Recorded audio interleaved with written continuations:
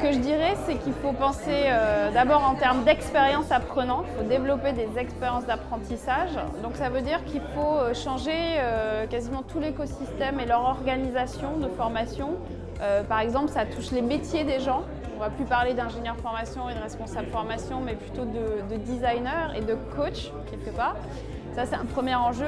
Et après, il y a un enjeu. Moi, ce que je retiendrai aussi de ce matin, c'est que j'ai senti qu'aujourd'hui, quand on conçoit une formation, on doit souvent faire le choix entre la scalabilité ou l'efficacité. Et donc, l'enjeu aujourd'hui, c'est de trouver soit des expériences qui sont à la fois scalables et efficaces, soit d'introduire des nouveaux médias tels que la voix ou la réalité virtuelle. Et ça, c'est mon credo aujourd'hui. C'est pour ça que j'ai créé WeDid, c'est pour développer cet axe-là, la voix et la réalité virtuelle, pour immerger les gens en fait dans des formations efficaces et pertinentes.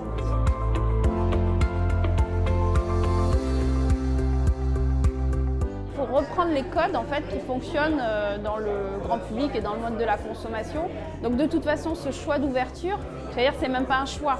C'est comme ça, le monde il est ouvert, les gens peuvent se former où ils veulent, quand ils veulent, voilà, avec des contenus gratuits. Voilà. L'entreprise ne peut plus maîtriser ça.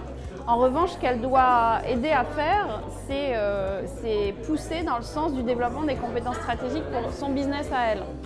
Et pour ça, en fait, c'est là où vient le travail de marketer. C'est-à-dire qu'elle doit pouvoir sélectionner la formation ou les formations les plus adaptées pour développer tel objectif et telle compétence. Et travailler aussi, donc ça c'est plutôt le travail sur l'offre, mais travailler aussi sur la demande, c'est-à-dire faire naître en continu une culture d'apprentissage. Je prends un exemple concret. Un patron de boutique aujourd'hui, il a des vendeurs. Voilà, pour faire son chiffre d'affaires, il a besoin que les vendeurs ils vendent, donc qu'ils soient sur la surface de vente.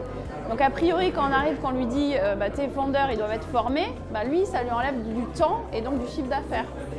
Ça se travaille, c'est culturel. Il faut qu'on arrive à faire comprendre à tout le monde que se former, c'est travailler. C'est pas en dehors du travail, c'est dans le travail, c'est dans le flux du travail finalement.